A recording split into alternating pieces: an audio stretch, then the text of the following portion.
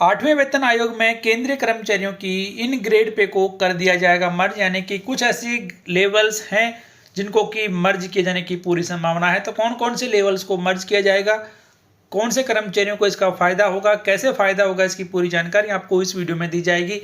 तो बने रहें इस वीडियो के लास्ट तक। प्रधानमंत्री नरेंद्र मोदी की अध्यक्षता में केंद्रीय कैबिनेट ने 16 जनवरी को 8वें वेतन आयोग के गठन को मंजूरी दी थी। इसने लगभग 50 लाख केंद्रीय कर्मचारियों और 65 लाख पेंशनर्स के वेतन और भत्तों की समीक्षा का रास्ता खोल दिया था। National council of joint consultative machinery (JCM) staff side ने 8वें वेतन आयोग के लिए संदर्भ की शर्तों को अपनी सिफारिशें प्रस्तुत कर दी हैं, यानी कि टर्म्स ऑफ रेफरेंस के लिए जो कर्मचारियों और पेंशनर्स की मांगे हैं उनको NC-JCM के द्वारा DOPT को भेज दिया गया है। इन सिफारिशों में सरकारी कर्मचारियों और पेंशनर्स के वेतन ढांचे, भत्तों और लाभों में महत्वपूर्ण बदलाव की वकालत की गई है। आपके हिसाब से न्यूनतम वेतन कितना होना चाहिए, कमेंट बॉक्स में जरूर लिखें। टर्म ऑफ रेफरेंस के प्रमुख बिंदुओं में से एक वेतनमानों को मिलाकर वेतन ढांचे को सरल बनाने और कैरियर में आने वाली विसंगतियों को दूर करने का भी प्रस्ताव शामिल है। NC-JCM स्टाफ साइड के सचिव शिव गोपाल मिश्रा ने एक व्यापक प्रस्ताव प्रस्तुत किया है और इसमें ध्यान देने योग्य कुछ प्रमुख क्षेत्रों पर प्रकाश डाला गया है और ये कहा गया है कि कर्मचारियों की इन मांगों को 8वें वेतन आयोग के टर्म ऑफ रेफरेंस में शामिल किया जाए, जिससे कर्मचारियों को फायदा हो सके। स्टाफ साइड की ओर से रखी गई एक प्रमुख सिफारिश है कि लेवल 1 से लेकर लेवल 6 के भीतर सरकारी कर्मचारियों के वेतनमानों का कंसोलिडेशन यानी कि एकीकरण किया जाए। तो यहाँ पर बड़ी मांग उठाई गई है कि लेवल 1 से लेकर लेवल 6 तक आने वाले केंद्रीय कर्मचारियों पर ज़्यादा ध्यान दिया जाए और इन लेवल्स को एक दूसरे में कंसोलिडेट किया जाए, यानी कि इन्हें मर्ज किया जाए। कैसे मर्ज किया जाएगा, कौन से लेवल में किस लेवल को मर्ज किया जाएगा, इसके बारे में भी वीडियो में आपको आगे बताया जाएगा, इसलिए आप इस वीडियो के लास्ट तक जरूर देखें।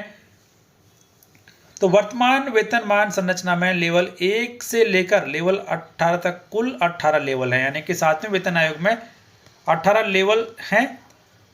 7वें वेतन आयोग के बाद लेवल 1 पर न्यूनतम मासिक वेतन 18,000 रुपये है और लेवल 18 पर अधिकतम वेतन 2,50,000 रुपये प्रति महीने तय किया गया है।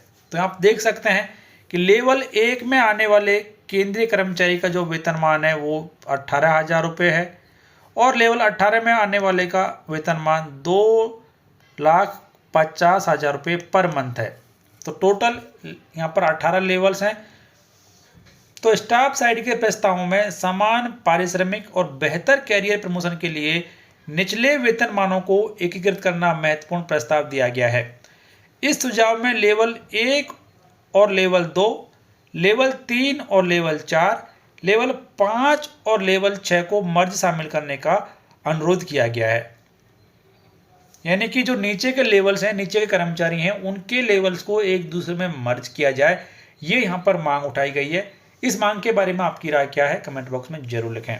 तो यह विलय वेतन वृद्धि में विसंगतियों को दूर और एक स्पष्ट वेतन संरचना स्थापित करने के लिए किया गया है। यदि ऐसा हो जाता है तो 3 लेवल्स यहाँ पर कम हो जाएंगे और केंद्रीय कर्मचारियों के जो मौजूदा 18 लेवल्स हैं वो घटकर भी 15 हो जाएंगे। तो इस सुझाव से ये संकेत मिलता है कि यह एकीकरण ठहराव को कम करके और लंबे समय में बेहतर वित्तीय विकास को बढ़ावा देकर कर्मचारियों की प्रगति को और बढ़ाएगा, यानी कर्मचारियों को आगे जाने का और ज़्यादा मौका मिलेगा।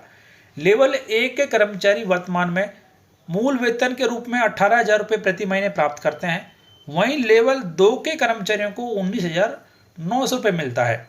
अगर इन लेवल को एक में मर्ज कर दिया जाता है, यानी कि लेवल 1 और लेवल 2 को मिलाकर एक ही लेवल कर दिया जाता है, तो इससे लेवल 1 के कर्मचारियों को ज़्यादा फायदा होगा। कारण है कि संशोधित पे स्ट्रक्चर 1 से शुरू होगा। 8वें वेतन आयोग के बाद न्यूनतम वेतन बढ़ोतरी का कैलकुलेशन करने पर फिटमेंट फैक्टर जो उम्मीद की जा रही है कि 2.86 रहेगा, उसके हिसाब से मूल वेतन बढ़कर 51,480 रुपये होने की संभावना है। तो इसी तरह अगर लेवल 3 और लेवल 4 को मिला दिया जाता है तो मर्ज किए गए वेतन लेवल के तहत कर्मचारियों का संशोधित वेतन 72,930 रुपये होगा। लेवल 5 और लेवल 6 के कर्मचारियों के लिए 2.86 फिटमेंट फैक्टर के आधार पर वेतन 1,01,244 रुपये तक पहुंच सकता है। इसलिए उम्मीद की जा रही है कि लेवलों को मर्ज किया जाए, जिससे लेवल जो है वो कम हो जाए और कर्मचारियों को फायदा हो। तो यह अनुमान लगाया जा रहा है कि सरकार इसी महीने के भीतर एक अध्यक्ष के नेतृत्व में 3 सदस्यों वाला 8वां वेतन आयोग का गठन कर देगी और वेतन आयोग को लगभग 1 साल का समय लेने के बाद में अपनी रिपोर्ट सरकार को सौंपेगा और उसके बाद में सरकार उस रिपोर्ट पर विचार विमर्श करने के बाद ये फैसला लेगी कि किस सिफारिश को किस तरीके से लागू किया जाना है। लेकिन ये बड़ी मांग उठाई गई है कि जो लेवल हैं उनको मर्ज किया जाए। लेवल मर्जर के बारे में आपकी क्या राय है, कमेंट बॉक्स में लिखकर जरूर बताएं कि लेवल 1 को लेवल 2 में मर्ज कर दिया जाए, लेवल 3 को लेवल 4 में मर्ज किया जाए और लेवल 5 को लेवल 6 में मर्ज किया जाए। तो इस तरीके से एक लेवल यहाँ पर हो जाएगा, ये दूसरा लेवल और ये तीसरा लेवल। उसके बाद में लेवल 7 से लेकर जो लेवल 18 तक है 15 लेवल वो रहेंगे।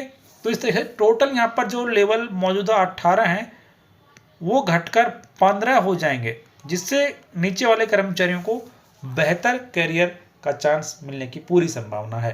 तो ये काफ़ी अच्छी मांग NCJCM स्टाफ साइड के द्वारा उठाई गई। इसके बारे में आपकी क्या राय है, कमेंट बॉक्स में जरूर लिखें। और दोस्तों आपको एक महत्वपूर्ण जानकारी और देते हैं कि 15 फरवरी 2025 को स्टाफ साइड और JCM की पूरी मीटिंग होने वाली है। इसमें 8वें वेतन आयोग को लेकर कोई बड़ा ऐलान होने की पूरी संभावना है। तो फिलहाल इस वीडियो में इतना ही। वीडियो देखने के लिए आप सभी को धन्यवाद।